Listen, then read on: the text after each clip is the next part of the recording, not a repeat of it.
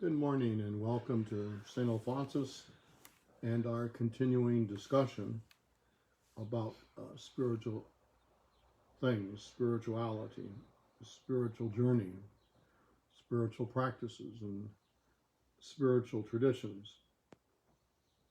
As we begin our conversation today, I'd like to begin with a poem. It's something I discovered a few years ago in a program that was created and sponsored by the Methodist Church, created by a group of ministers, Methodist ministers, who were living and working outside of the city of Phoenix. And I was privileged to meet them and talk to them, and was introduced to their program and introduced to their way of leading their congregations to a different perspective. And it was not an easy task, and there were some bumps along the way, but the end result of their struggle and the end result of their desire to try to invite people to see in a different way, to perceive the world in a different way, that process enabled them to begin a program that they call Living the Questions. Living the Questions has proven to be a very valid program, a very valid path to help people begin to see in a different way. At any rate, this particular poem, entitled Stripped by God, is from Living the Questions. And I think it helps us understand something about the spiritual journey, something about what we've been discussing and what we've been thinking about. It's called Stripped by God. What would happen if I pursued God? If I filled my pockets with openness, grabbed a thermos half full of fortitude, and crawled into the cave of the Almighty. Nose first, eyes peeled, heart hesitantly following, until I was face to face with the raw, pulsing beat of mystery. What if I entered and it looked different than anyone ever described? What if the cave was too large to be fully known, far too extensive to be comprehended by one person or one group, too fast for one dogma or doctrine? Would I shatter at such a thought, perish from paradox or puzzle, shrink and shrivel before the power?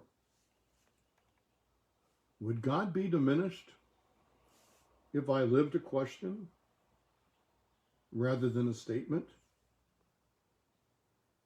Would I lose my faith as I discovered the magnitude of grace? Oh, for the willingness to explore, to leave my tiny vocabulary at the entrance and stand before you naked, stripped of pretenses and rigidity, disrobed of self-righteousness and tidy packages, stripped of all that holds me at a distance from you and your world. Strip me, O God, then clothe me in curiosity and in courage.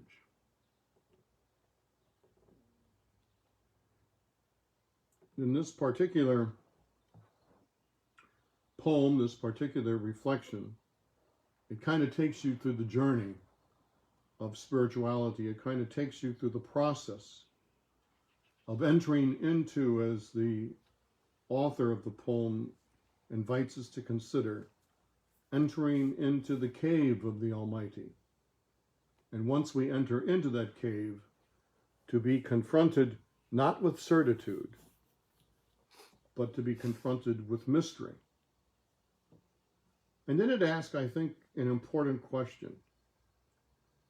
Would I, as an individual person, shudder at the thought of paradox, of mystery, rather than of certitude? Would it be okay if I thought about God, the universe, the world in which I live, more as a question?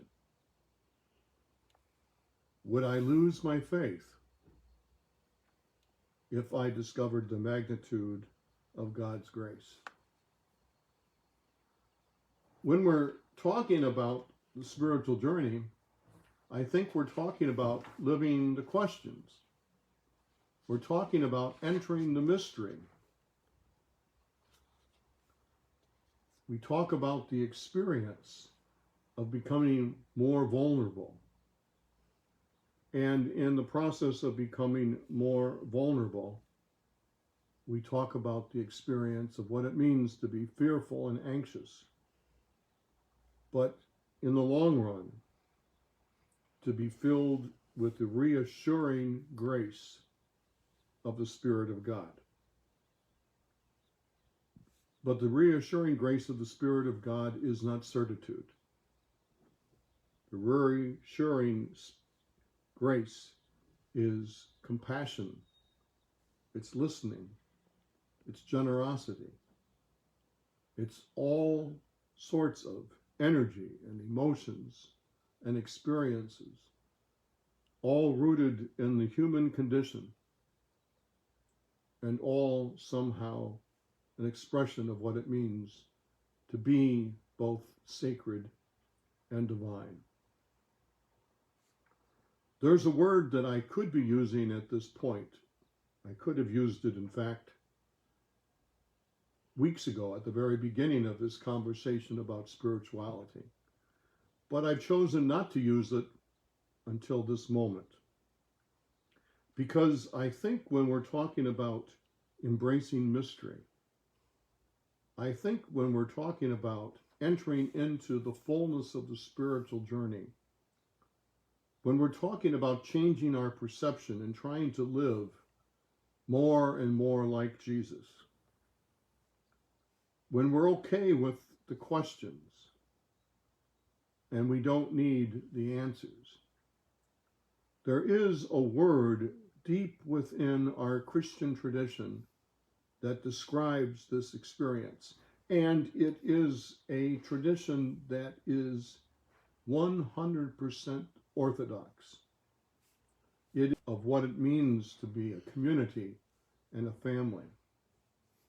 It is an experience that has been embraced by countless men and women throughout the centuries. At the same time, it's also been something that has been looked upon with suspect, because for those who prefer to have life figured out and who want questions answered all the time and who prefer black to gray, they are suspicious of this tradition and this way of living. And the word is contemplation. What I'm talking about when I talk about expanding your horizons, expanding your ability to see, entering into the fullness of God's grace and living in the mystery of God's life and love. What I'm talking about is contemplation, the contemplative spirit. Now, a lot of people, when they hear about contemplation, think about a group of men or women, brothers or priests or nuns, locked away in a convent, such as the Poor Clares or the Trappistines or the Trappist or our own Redemptoristines. The sisters and the brothers who have chosen that particular life have chosen to be cloistered. There's a difference between being cloistered and being contemplative. You can be in a cloister you can adopt and perfect the rhythms and the practices and the disciplines of the cloistered life to perfection, and never for a moment pursue the path of contemplation.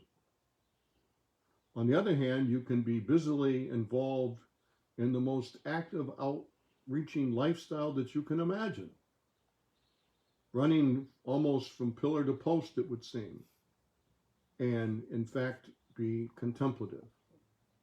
Contemplation has everything to do with the way that you see, the way that you understand, the way that you live, the way that you hope, the way that you believe.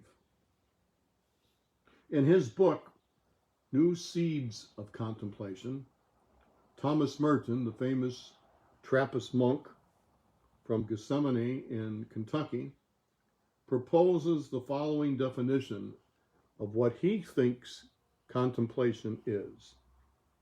And this is what he writes.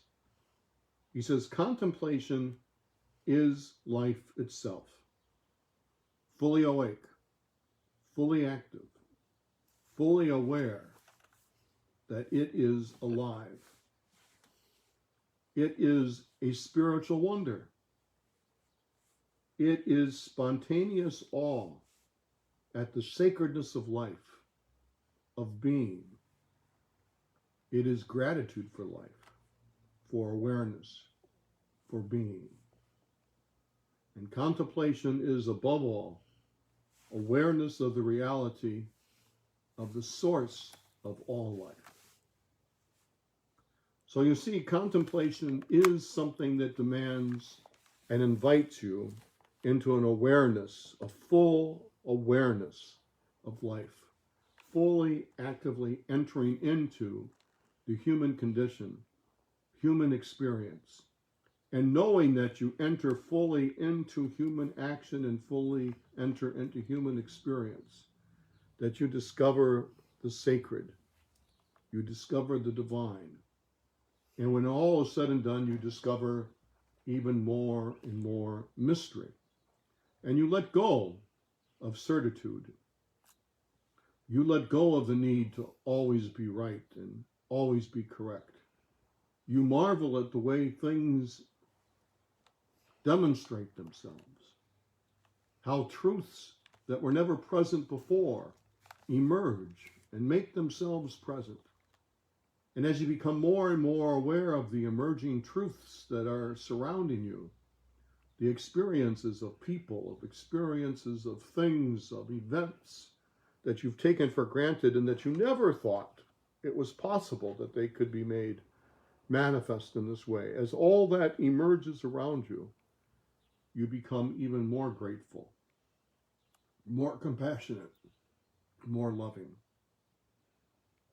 As I mentioned, however, in this process, excuse me, of becoming more awake, more alive, there is a price to pay. The price to pay is what Jesus talked about when he said, you pick up your cross and you follow him.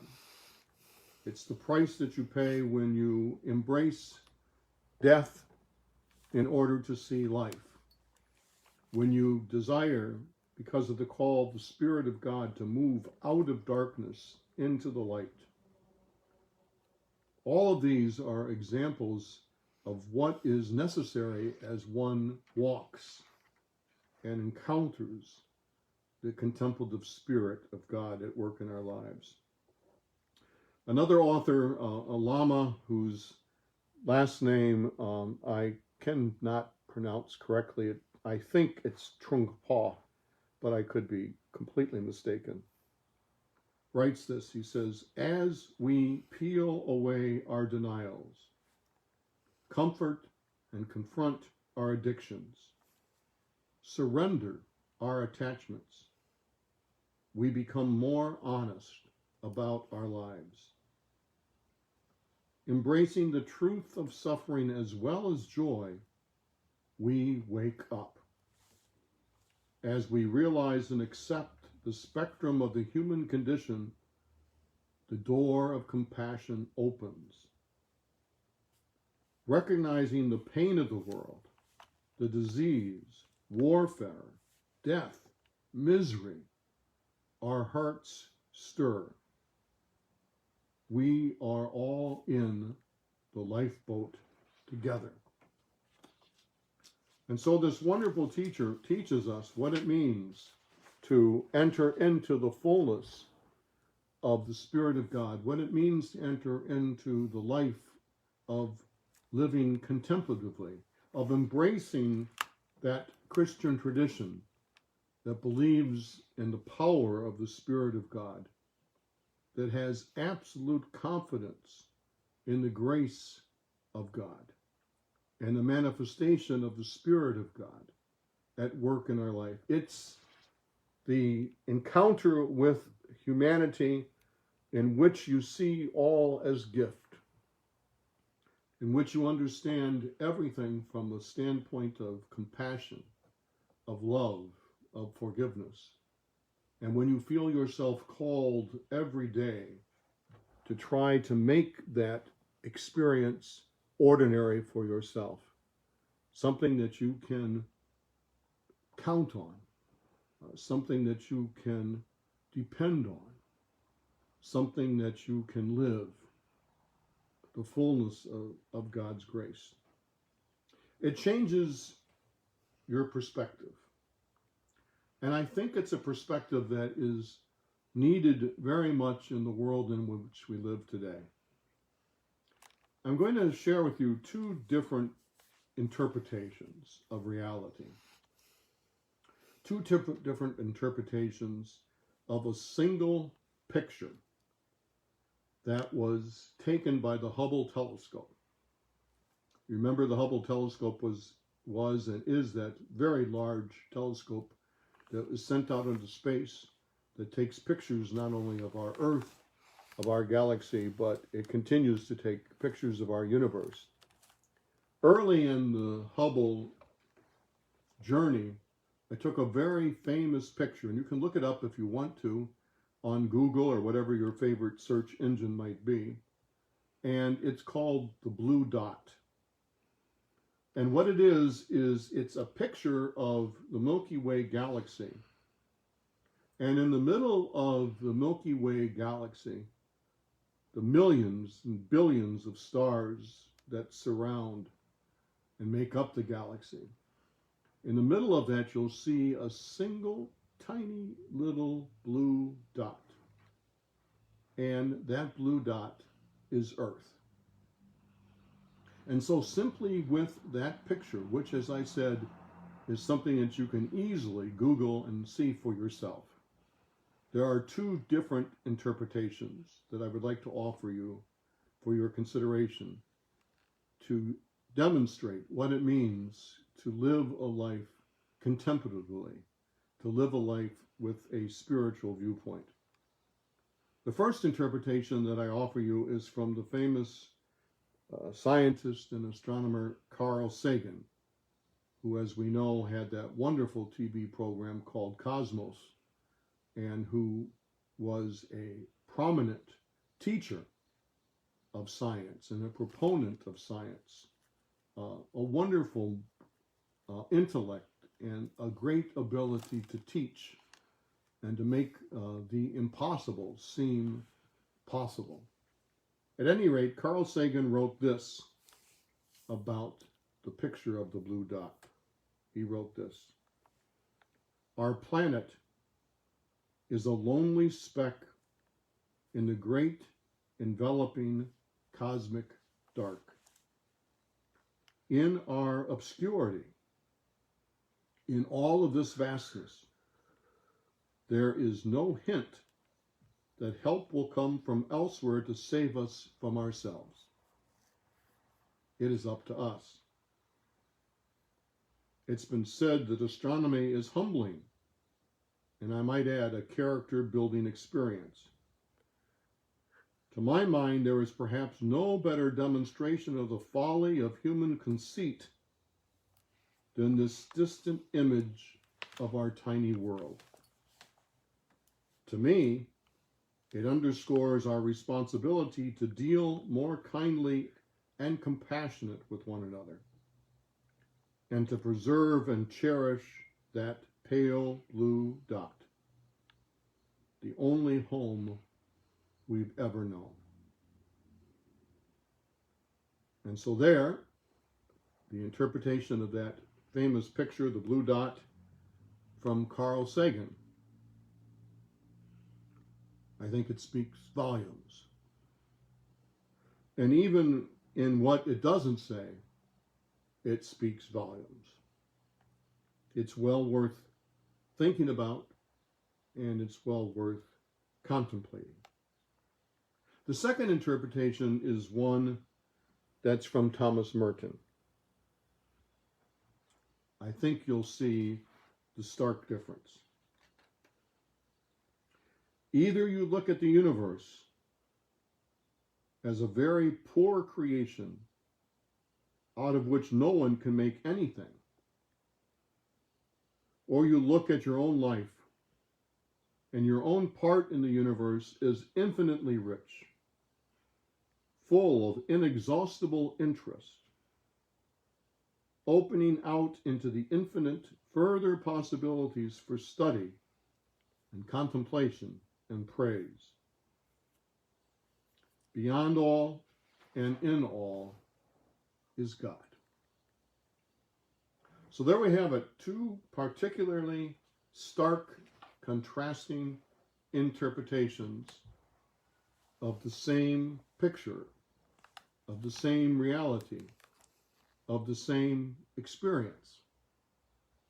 One is an interpretation that leads a person to assume that we're in it on ourselves. We're all alone. There is no meaning. There is no spirituality as part of our life. And then the other, of course, is something that is imbued with spirituality and with a spiritual perspective. I think those are contrasts that are very real for us today, very much part of our experience. This reflection this morning, I would like to conclude with talking about contemplation in a sense of what it is that we need as spiritual beings in the world in which we live. And I think the first thing that I'd like to say is that I believe that all of us, all human beings, no matter who we are, no matter what vocation we might have, no matter how busy we are or how non-busy we are called to be contemplative. We're called to open our eyes, to awake, to participate in life, to not let life just happen to us. We're called to embrace our human experience, not to distract ourselves, not to numb ourselves, not to deny ourselves, but to enter fully into our human experience, to enter fully into the mystery of what it means to be human. And in the process of doing that, we'll discover not only something about ourselves, we'll discover a richness about our understanding of who God is. Will we still have questions?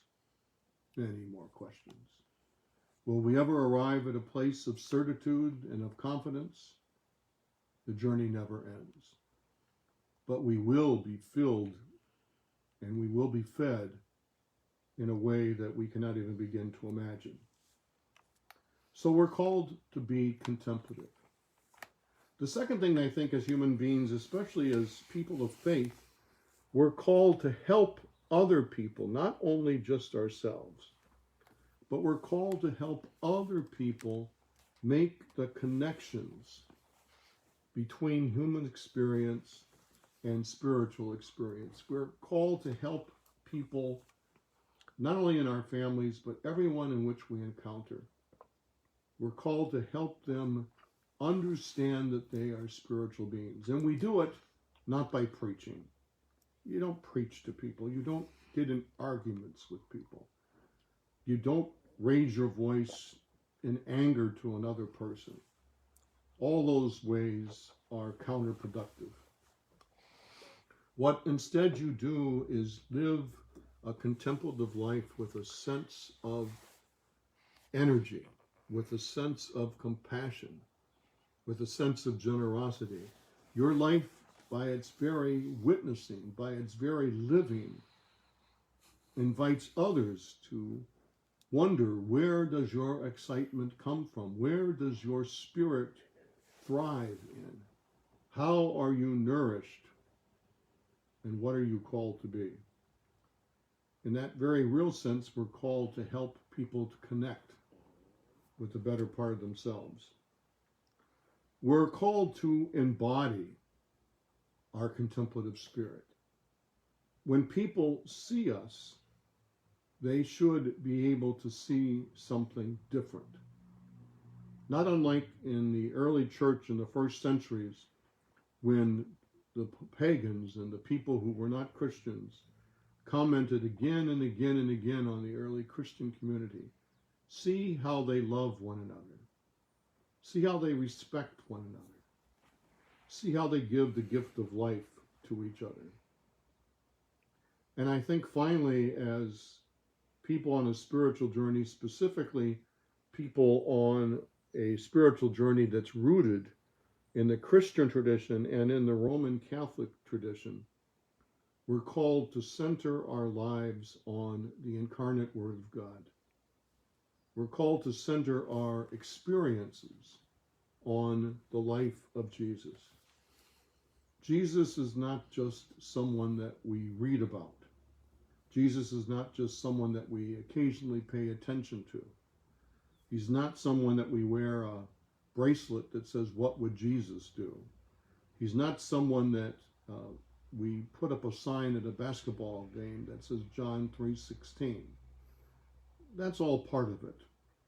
But most of it is that we know Jesus in relationship with Jesus. And we use the skills that we have in relationship to develop the skills that we need in our relationship with Jesus. And so we reflect to the world in which we live a contemplative attitude, a contemplative spirit. We help people because of the choices and decisions that we make to make their own connections with God, to make their own connections with spirituality and what is important in our spiritual journey. When they think of what it means to live an ordinary life that reflects what it means to be compassionate and generous and loving and forgiving, our lives, our example comes immediately to mind, not because of the way that we preach, but because of the way that we live. And finally, we are comforted, but we are also invited in our relationship with Jesus to enter more and more in our experience of what it means to be built into the kingdom of God and what it means to be called a child of God, to live as people of God. And in the process of embracing Jesus, I think in the world in which we live, a lot of the craziness that is so often associated with religion will disappear. What instead it will be replaced with is an authentic witness, an authentic experience of what it means to be in relationship with mystery, what it means to be in relationship with God, and how you live it, and how you breathe it, and how you make it real in your own life and in the life of the people that you encounter. So that's contemplation. That's what we've really been talking about these last weeks. And we'll continue tomorrow our conversation and try to deepen our understanding and the way that we respond to the Spirit of God. God bless you. Have a great day.